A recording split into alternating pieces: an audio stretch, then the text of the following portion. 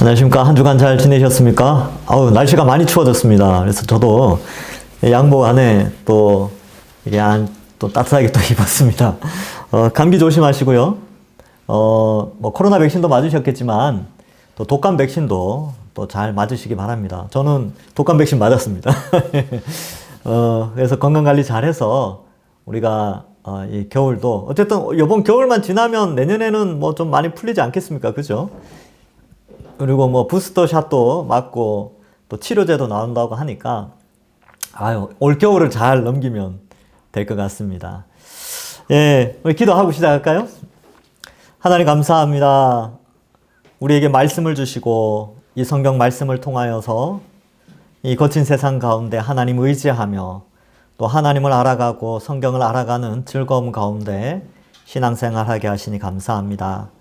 이제 코로나도 위드 코로나 시대에 우리가 다시 예전과 같이 일상으로 돌아가며 또 다시 말씀으로 달려가서 말씀을 통한 은혜도 많이 받고 믿음도 잘 자라서 온전히 신앙으로 회복되어지는 우리 모든 동산의 가족들 되게 하여 주옵소서. 이 시간 고린도전서 3장의 말씀도 잘 알아들을 수 있도록 인도하여 주실 줄 믿사옵고 예수님의 이름으로 기도하옵나이다. 아멘. 예, 오늘은 고린도전서 3장 1절부터 9절의 말씀입니다. 지난주에 이제 우리 설교를 통하여서도 우리가 살폈었는데 성령의 조명하심과 성화의 역사, 그래서 성령 충만에 대한 그런 역사, 그러니까 이 하나님의 능력과 지혜로 나타난 하나님의 구원 방식인 십자가를 우리가 어떻게 알게 되었는가? 우리 스스로의 능력으로 안 것이 아니라 성령이 우리 속에 오셔서 알게 하셨다. 믿게 하셨고 보여주셨기 때문에 우리가 이 구원을 받게 되었다라는 것을 우리가 살펴보았습니다. 그래서 오늘은 이제 그러한 맥락, 이제 1장부터 4장까지의 맥락이 뭐냐면 교회 안에 분열이 있었단 말이죠. 근데 그 분열을 통합하는 데 있어서 그 중심에 십자가가 있고 우리가 그것을 성령을 통하여 믿게 되었는데 이제 3장에 들어가서 이제 본론을 좀 이야기를 합니다. 자, 한번 볼까요? 3장은 3장 1절부터 9절까지인데 세 부분으로 나눠져 있죠. 1절부터 4절, 5절부터 7절, 8절에서 9절 말씀인데 1절부터 4절에 제목을 한번 붙여 보겠습니다. 여러분 이제 익숙하시겠죠? 익숙하시죠? 1절부터 4절 이렇게 이제 제목을 어떻게 붙이지? 그 다음에 이제 5절부터 7절, 그 다음에 8절과 9절. 그러니까 여러분 이제 설교 들을 때도 이제 설교의 시각도 굉장히 이제 넓어지고 깊어진 거죠. 왜냐하면 오늘 목사님이 설교를 이 구절을 읽으셨구나 하면서 이제 설교 본문을 쭉 읽잖아요. 이제 이번 주 주일날, 다가오는 주일날 1절부터 9절까지 읽을 건데 쭉 읽으면서 문단이 나눠지는 거야. 머릿속에서 주일날. 이미 이걸 했죠. 그러니까 문단이 하나 탁탁탁 나눠져서 여기 이거, 여기 두 번째, 세 번째. 근데 이제 우리가 연구를 이렇게 했는데 메시지는 어떤 식으로 전파될까? 이 기대감을 가지고 설교를 듣게 된다는 것이죠. 그래서 이 PBS는 제가 원래 이제 계획은 그거였어요. 개인 성경 연구, 성경 연구 이렇게 명칭을 하지 않고 설교 예습학교 이렇게 하려고 했었어요. 근데 설교 예습학교 그러면 좀 약간 좀 촌스러운 것 같고 영어가 이제 PBS, Personal Bible Study 이건 뭔가 좀 있어 보이잖아요. 그래서 명칭을 그렇게 했는데 이게 이제 예배의 역동성을 살리기 위해서 이 과정을 하는 겁니다. 그래서 이것을 공부하시는 분들은 굉장히 좀 유익해요. 같이 이제 성경을 연구도 하고 설교도 잘 들리고 그리고 설교를 듣는 귀가 높아지게 되는 것이죠. 그래서 옛날에 그랬다지 않습니까? 종교개혁 시대 때 일반 성도들이 말씀을 많이 알면 안 된다. 그게 이제 종교개혁 전에 사람들이 있죠. 근데 종교개혁의 후예들은 어때? 아니다. 저 밭에 있는 농부가 당신들 주교들보다 훨씬 더 하나님 말씀을 많이 알 때가 올 거다. 이 틴데일이 그런 말을 했거든요. 그리고 루터는 이런 말 했던 것 같아요. 하여튼 틀리면 어쩔 수 없는데, 저희 구두수성공 있지, 구두수성공. 저 구두수성공이 너보다 이제 교회의 중직자들이 이렇게 이제 당시 카톨릭 너희들보다 훨씬 하나님 말씀을 더 깊이 이해할 때가 온다. 성경이 번역되어지면 하여튼 그런 식으로 했단 말이죠. 그러니까 여러분이 일반 성도들이 설교를 들을 귀가 높아져야 돼요. 그게 바로 종교개혁의 후예들의 또 종교개혁을 한 그 종교개혁 선배들이 꿈꿔왔던 교회의 모습입니다. 성도들의 수준이 굉장히 높아져서 말씀을 듣는 귀가 높아져야 목회자들도 성경을 더 깊이 연구하죠. 제가 옛날에 이런 말도 들은 적이 있어요. 이거 뭐 약간 누워서 침뱉기인데, 청년 한 명이 그랬어요. 어떤 목사님 설교 딱 듣고 와서 하는 말이, 저한테 그랬어요. 제가 큐티해도 저거보단 잘하겠습니다. 제가 그때 상당히 기분이 나빴죠. 왜냐면, 지가 뭔데, 목사님 설교를 평가하는 거예요. 그래서, 그때는 그렇게 이야기했어요. 교만이다. 근데 그 말이 저한테 굉장히 오래 남아있어요. 지금도 남아있으니까. 거의 몇 년 전이냐 하면 지금 한 18년 전, 19년 전의 이야기거든요. 그러니까 청년들이 이제 큐티를 한단 말이죠. 청년들이 큐티를 하는데 그 수준보다 낮은 수준의 설교를 하니까 청년들이 막 괴로워하는 거죠. 그래서, 근데 이제 그 설교하신 분이 여러분, 학위가 굉장히 많았어요. 여러 가지 학위가 있었어요. 미국 갔다가 공부하고 오신 분인데, 근데 청년이 그러고 앉아있으니까 제가 얼마나 답답했겠습니까? 근데 그런 적도 있었어요. 그러니까, 이게 이제, 그러한 거라면, 목회자는 일단 성경을 깊이 연구해야 된다. 그리고 성도의 수준이 높아지면, 목회자의 수준도 자연스럽게 올라간다. 이런 개념이 있는 것이죠. 그러니까 이 과정을 잘 하셔야 됩니다. 여러분들이 이 과정을 하면서 수준이 높아지시는 건데, 여러분들이 수준이 높아지면서 목회자의 수준도 같이 높아지는 거예요. 왜냐하면 목회자들이 긴장을 하니까. 좋은 거죠. 그죠? 그래서 같이 한번 철을 날카롭게 하듯이 여러분이 제가 여러분들을 이렇게 잘 해서 하나님 앞에서 정말 이 동산교회는 말씀으로 잘 훈련된 우리 믿음의 선배들이 목숨 걸고 이 성경을 번역하고 신앙을 지켜온 그 종교개혁의 후예로서 아깝지 않은 정말 자랑할 만한 그런 교회가 되기를 저는 꿈꾸고 있어요. 이제 첫 걸음 시작하는 거예요. 원래 처음. 자, 1절부터 4절의 내용이 뭡니까? 1절부터 4절 내용은 뭐 어려운 건 없어요. 이제 본격적으로 이야기하죠. 우리가 성령을 통하여서 복음을 알게 되었으니까 1절부터 4절. 형제들아, 내가 신령한 자들과 대함과 같이 너에게 말할 수 없어서 육신에 속한 자 곧 그리스도 안에서 어린아이들과 같이 대함과 같이 하노라. 이유가 나오죠. 왜 어린아이들처럼 고린도 교인들을 대하느냐 하면 그 가운데 분열이 있었거든요. 내가 너희를 저주로 먹이고 밥으로 아니하였노니 이는 너희가 감당하지 못하였음이거니와 지금도 못하리라. 그래서 사실은 이 고린도 교회가 분열이 있고 여러 가지 문제가 있는 걸로 봐서 아직 어린 신앙이구나 이렇게 판단한다는 거죠. 너희는 아직도 육신에 속한 자로다. 너희 가운데 시기와 분쟁이 있으니 어찌 육신에 속하여 사람을 따라 행함이 아니리요. 어떤 이는 말하되 나는 바울에게라 하고 다른 이는 나는 아볼로에게라 하니 너희가 육의 사람이 아니리요. 이게 분열이 있다는 게 아직 어리다는 거예요. 그러니까 교회가 잘 연합해서 분열을 잘 극복하고 서로 하나 되어 있는 교회는 아주 성숙한 교회예요. 어른스러운 교회죠. 근데 교회 안에 맨날 다투고 막 싸우고 이런 게 있으면 어린아이들. 여러분, 제가 이제 7남매지 않습니까? 제가 7남매거든요. 제가 7남매 중에 막내인데, 어릴 때는 엄청 많이 싸웠어요. 어릴 때는 막내 누나랑도 싸우고, 뭐 그 위에 누나가 싸우고, 누나들끼리 또 보면 이렇게 누나들끼리도 싸우고, 또 형이랑 누님들 싸우고, 또 누님들끼리 또 막 싸우고, 막 제가 어릴 때 그걸 많이 봤어요. 근데 지금은 안 싸워요. 지금은 서로 양보하고요. 그리고 서로 이해하고, 대화로 풀고, 여러 가지 문제가 있을 때에, 뭐 그렇게, 가족회의하면 그렇게 하거든요. 이게 어른이 되었다는 뜻이죠. 마찬가지입니다. 교회도요, 어린일 때는 어린아이들이니까 막 싸우고 다투고 막 애들 막 싸우잖아요. 근데 어른이 되면 서로 양보하고 이해하고 그렇죠. 그러면 가정에서 자녀들 키워보면 둘, 셋 키울 때 어때요? 많이 싸우죠. 어릴 때는. 크면 안 싸워요. 크면 이제 성숙해 가면 싸우기보다는 서로 양보하거나 이해해주고 막 이렇게 하죠. 그죠? 그래서 1절부터 4절의 내용은 뭡니까? 바울은 고린도 교인들이 시기와 분쟁이 있기 때문에 어때요? 어린아이들처럼 육의 사람처럼 표현하고 있다. 그런 거죠. 그래서 이렇게 해볼까요? 바울은 고린도 성도들이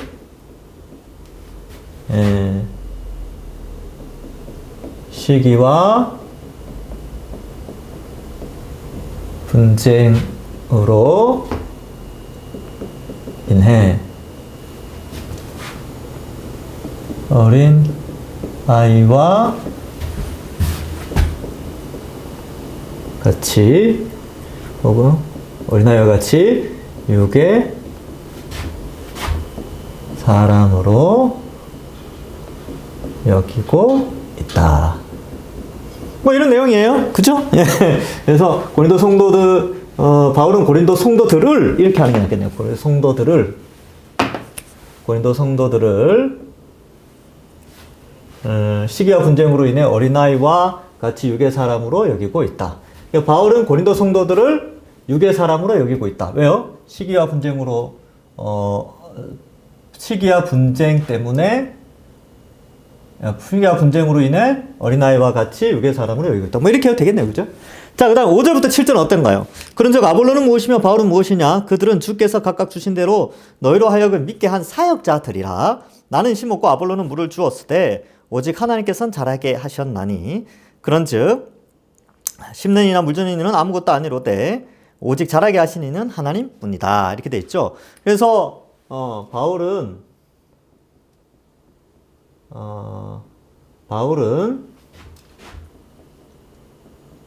아볼로와 함께 사역자이고 교회를 자라게 하시는 분은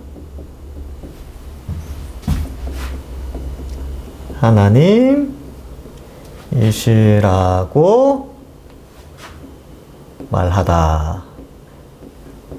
뭐 저는 이렇게 썼어요. 근데 여러분 자유롭게 쓰시면 돼요. 바울은 아볼로와 함께 사역자이고 교회를 자라게 하시는 분은 하나님이시라고 말한다. 말한다. 뭐 이렇게 해도 되겠죠. 그죠? 자, 그 다음 8절 9절은 뭡니까? 8절 9절. 심는 이와 물 주는 이는 한 가지이나 각각 자기가 일한 대로 자기 상을 받으리라. 우리는 하나님의 동력자들이요 너희는 하나님의 밭이요 하나님의 집이다. 그래서 사역자는 수고한 대로 상을 받고, 그죠? 사역자는 수고한 대로 상을 받고,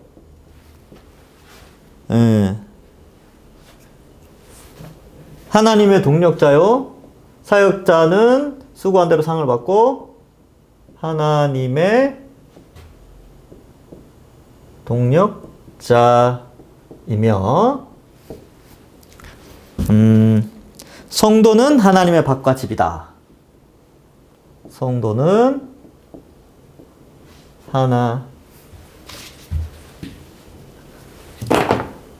하나님의 밭과 집이다. 자, 그럼 메인 아이디어는 뭡니까? 중심사상. 우리는 뭐뭐 해야 한다. 이렇게 돼 있죠. 우리는. 자, 요거 이제 한번 해볼까요? 자, 일단 정리를 한번 해봅시다. 1절부터 4절까지. 바울은 고린도 성도들이 이제 들을 시기와 분쟁으로, 고린도 교회 안에 시기와 분쟁이 있음으로 인해 어린아이와 같이 육의 사람으로 여기고 있다. 고린도 성도들 안에, 뭐 이렇게 할까요? 좀 죄송합니다. 이렇게 자꾸 지어서. 성도 안에. 바울은 고린도 성도 안에 시기와 분쟁이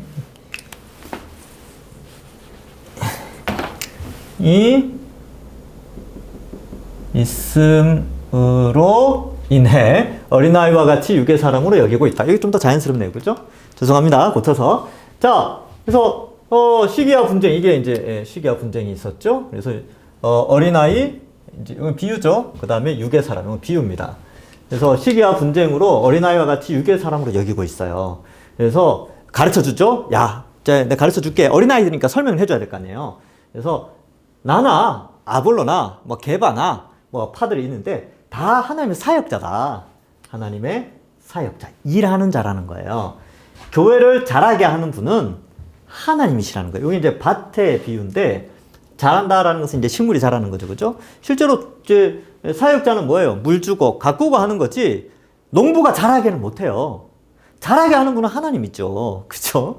그래서, 그냥 일을 할 뿐이고, 자라게 하시는 분은 하나님이시죠. 그러니까 일하는 자는 뭘 해요? 자라게 하는 그 밭의 주인, 그 모든 걸 주장하는 자에게 그저 상을 받을 뿐이에요. 그 삭슬 받을 뿐이죠. 그래서 사역자는 수고한 대로 상을 받을 뿐이다. 예, 이것에 대한 소유권을 가지고 있을 수는 없다는 거예요. 그러니까 작물에 대한, 농업 생산물에 대한 소유권은 없어요. 그냥 일꾼이니까 일한 대로 받는 상이 있죠. 그죠? 상을 받고 하나님의 동력자이지, 예, 성도는 하나님의 밭이요, 하나님의 집이다. 그러니까 하나님의 소유가 되었다. 이런 뜻이에요. 그러니까 밭에서 나는 성도는 이 밭이잖아요. 그러니까 밭의 산물이 성도인데 그것은 하나님의 것이지 사역자들의 것이 아니에요. 그거 아주 중요하죠. 그러니까 어느 파 이렇게 나는 누구에게 속했다 이렇게 하는데 우리는 다 하나님에 속한 자들이지 사역자들에게 속한 자가 아니에요. 여러분은 제 양이 아니, 그러니까 뭐라고 표현할까? 제게 아니라니까요. 저는 사역자일 뿐이죠. 여러분은 하나님 거예요, 소유권이. 저한테 소유권이 없어요. 그래서 저는 열심히 할 뿐이에요. 열심히 그냥 하고 소유권은, 여러분들에 대한 소유권은 하나님께 있죠. 그래서 하나님의 소유된 백성입니다. 저도 물론 하나님의 소유된 백성이 있죠. 근데 제 거라고 여기면 안 되는 거죠. 제가 개척을 했던, 청빙을 받아서 여기 왔지만 제가 개척을 해도 그 개척교회 목사라 할지라도 그 성도는 제 게 아니에요. 제 마음대로 할 수가 없어요. 그래서 이 부분이 이제 교회론과도 연결되는데 또 그게 중요합니다. 근데 가끔 가다가 개척하신 분들이 그렇게 해서 내 거다 이렇게 자꾸 주장하는데, 에이, 정말요? 예, 아닐걸요? 하나님 거예요. 예. 그래서 자기 마음대로 할 수가 없어요. 근데 이제 하여튼 뭐 그렇습니다. 자, 어쨌든 자, 요런 개념이 있다는 것이죠. 그래서 여러분 교회가 이렇다는 거예요. 교회의 구조를 좀 아시겠어요? 하나님이 교회를 어떻게 만드셨는지. 교회는 하나님이 성자 아들 예수 그리스도를 보내어서 피값으로 산 교회예요. 근데 그 교회를 양육하는데 사역자를 파송한단 말이죠. 파송된 사역자가 있어요. 바울, 아볼로 이런 사람들이. 그러니까 이제 그러한 개념으로 사역자가 있고 실제적으로 그 안에 있는 성도들이 있고 그 모든 그 가운데에 약간의 메커니즘이 있는 거예요. 사역자들은 물을 주고 가꾸고 하는 역할이 있고 열매는 하나님이 가져가시는 거죠. 하나님 거죠. 하나님의 소유. 그러니까 이런 메커니즘이 교회 안에 작동하고 있다는 것을 좀 가르쳐주고 있는 거지. 근데 자기들끼리 이제 교회 성도들끼리 야 우리는 누구 파, 어떤 사역자 파, 어떤 누구의 뭐 이렇게 하는 것은 어린아이들이 아주 사소한 걸로 다투는 것과 같다. 혹은 육의 사람, 즉 높아지려고 하는 인간의 욕심에서 나오는 분쟁이다. 이런 것들을 좀 설명해 주고 있습니다. 자, 이제 메인 아이디어 한번 볼까요? 메인 아이디어. 우리는 어때요? 우리는 시기와 분쟁, 교회 안에 시기와 분쟁이 있을 때 그것은 어린아이와 육의 사람과 같다는 것을 알고, 어때요? 하나님의 교회 안에 어떠한 유력한 사람, 교회 안에 섬기는 자들은 사역자이고, 교회는 하나님의 밭과 집이라는 사실을 알아야 된다. 집이라는 표현 이유도 거기 있어요. 사역자들이 집 안에 집사, 그러니까 이 청지기. 그러니까 지금은 이런 개념이 없는데 2000년 전을 생각해보면 집이 이렇게 있으면 집 주인이 모든 걸 관리하지 않아요. 집 주인이 믿을 만한 한 사람한테 그걸 맡깁니다. 그래서 집을 관리하도록 하죠. 이걸 보통 집사 뭐 이렇게 표현하는데 그 집을 관리 책임하는 자들로 사역자를 세워주셨다는 것이죠. 그래서 우리는 어떻게 표현할까요? 교회를 섬기는 자들이, 우리는 교회를 섬기는 자들이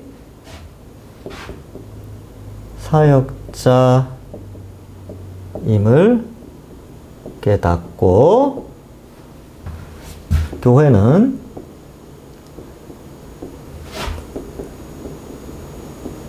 하나님의 밭이요 집인, 이렇게 합시다. 하나님의 소유된, 이렇게 하는 게 정확하네요. 하나님의 소유된 밭과 집이라는 사실을 알아야 한다. 뭐 이렇게 이제 쓰면 되겠죠. 우리는 교회를 섬기는 자들이 사역자들임을 깨닫고 교회는 하나님의 소유된 밭과 집이라는 사실을 알아야 된다. 예, 글씨를 좀 못 써서 죄송합니다. 근데 여기다 좀 보충을 해도 돼요. 그래서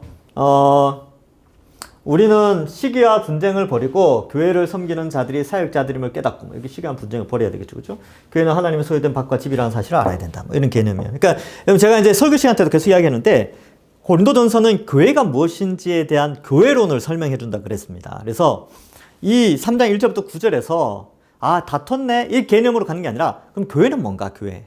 그럼 교회 안에 사역자는 뭔가 이 개념을 좀 정확하게 하는 거죠. 그래서 이 1절부터 9절에서는 교회 안의 사역자는 하나님의 교회 안에 이제 말씀을 전하는 리더들은 하나님의 사역자예요. 사역자. 주인이 아닙니다. 주인이 아니죠. 그렇죠? 일꾼이죠. 그러니까 주인인 척 하면 안 된다는 거예요. 목사님들이 자기가 교회의 주인이라고 생각하면 안 되죠. 저도 그런 생각 없어요. 예, 전혀 없습니다. 제가 우리 동산교회 와서 내가 이 동산교회 주인이야 이런 생각 절대 안 합니다. 이 교회의 주인은 예수님이죠. 제가 이게 기도할 때마다 그래요. 이 교회 담임 목사님은 예수님입니다. 저는 아무것도 아니에요. 이렇게 이제 늘 기도합니다.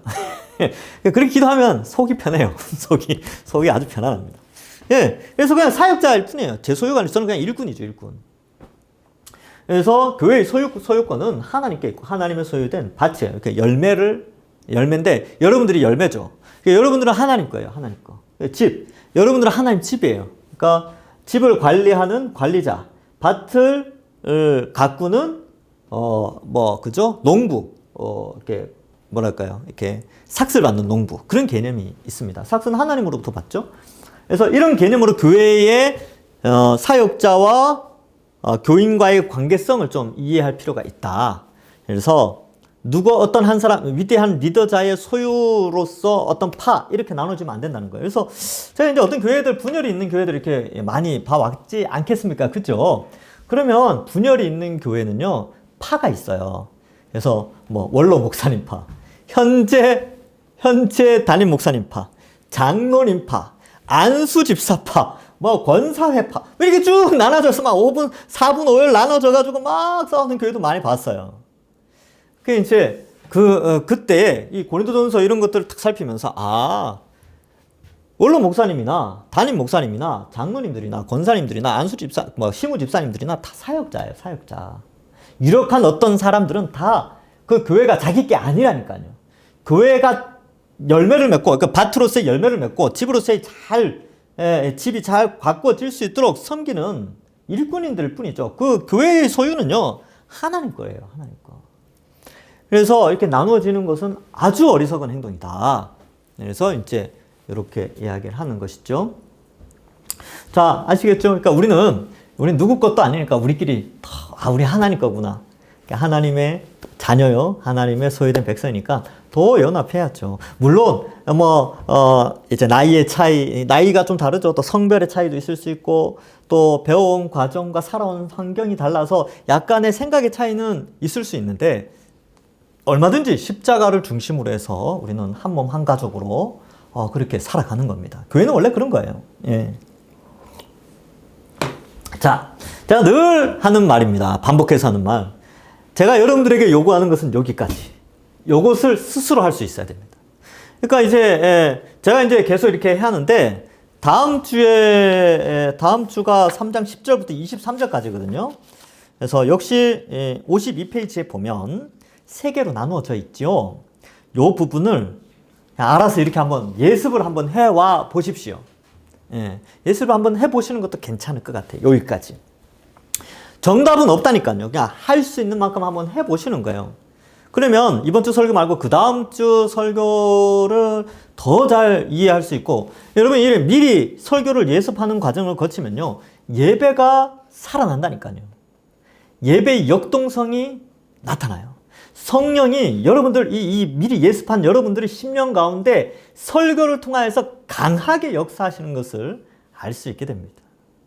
설교가 얼마나 재밌겠어요. 아는 내용 하니까.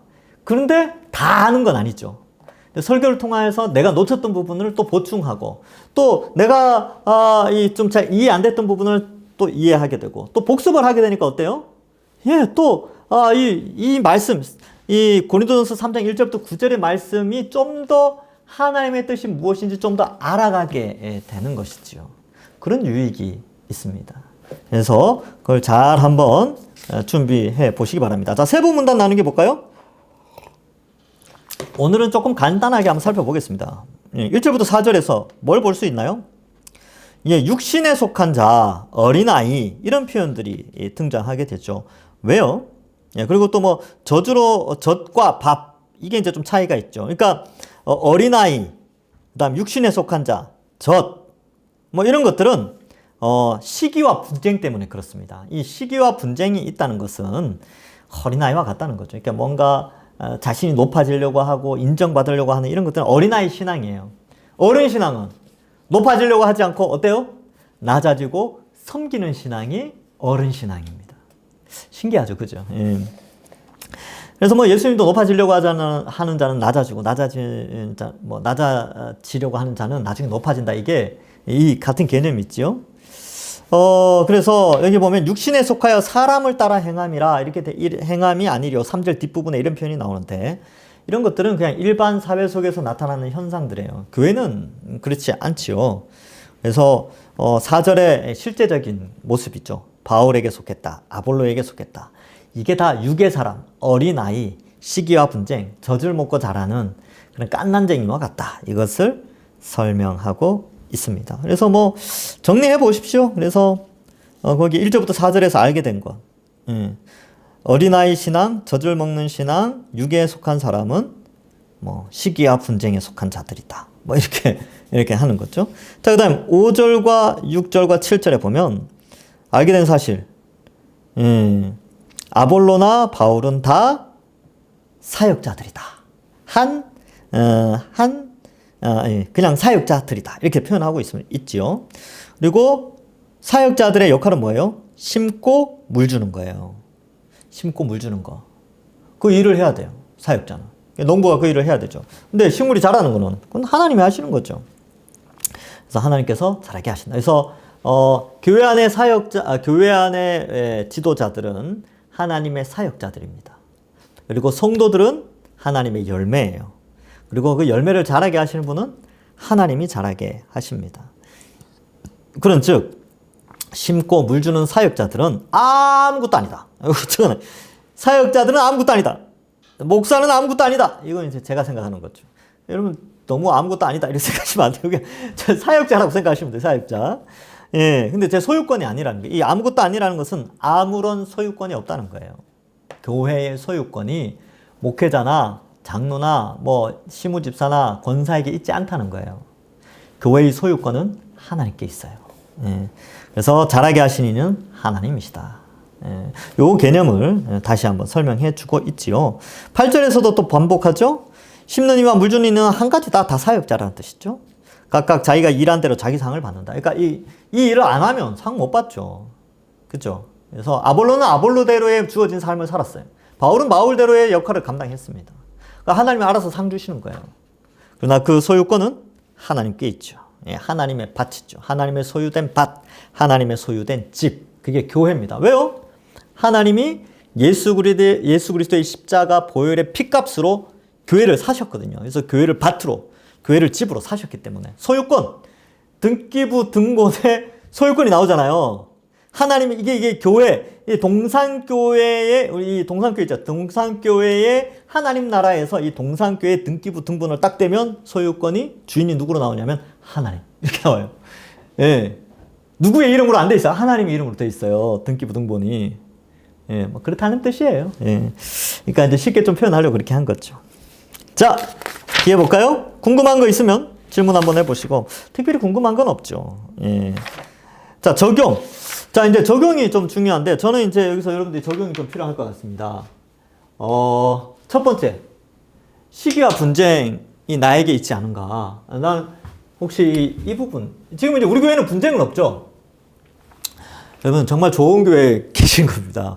이제 원로 목사님이 정말 잘하신 거죠. 원로 목사님께서 교회를 잘 이끌어 가주신 거죠. 그래서 또 여러분들이 기도를 많이 하셔서, 하여튼 원로 목사님 잘 하셨고, 또 디어 3대로 제가 왔는데, 뭐 제가 특별히 뭐 분쟁을 일으키려 그렇게 하진 않잖아요, 아직까지는. 그러니까 아직까지 분쟁이 없으니까 너무 감사하죠. 그래서 이 큰 문제에 있어서는 우리가 없다는 것이 참 감사하고요. 근데 성도들 개인마다 이런 시기 같은 건 있을 수가 있어요. 그래서 이 부분을 적용할 때 내 속에 누군가를 시기하는 건 있지 않은가? 남들이 잘 되거나 남들이 성공하거나 남의 자식이 잘 되거나 시기하는 모습이 있지 않은가?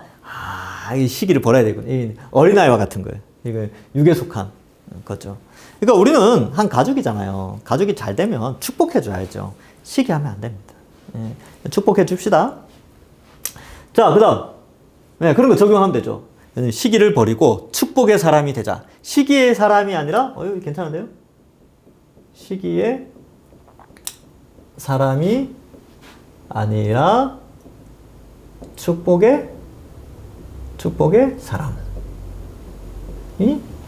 되자. 이런 거 아주 중요하죠. 적용으로 아주 의미가 있습니다.